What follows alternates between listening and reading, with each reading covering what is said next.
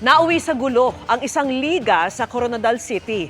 Hindi lang mga manlalaro ang sangkot dyan, kundi pati kanilang mga taga-suporta. Nakatutok si Ivan Mayrina. Tila normal na basketball game lang sana ito sa pagitan ng dalawang barangay sa Coronadal City.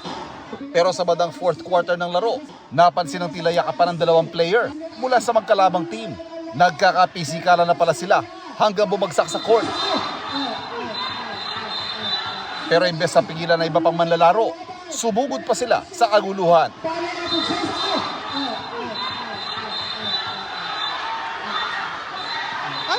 Noon na umawat ang coach, pero bigo siya sa dami ng mga manlalarong tila naghabulan pa sa court.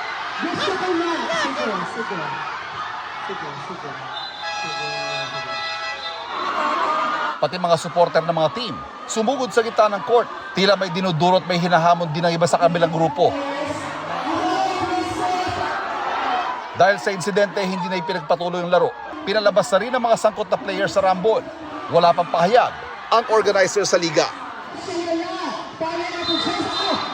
Para sa GMA Integrated News, Ivan Mayrina, nakatutok, 24 oras.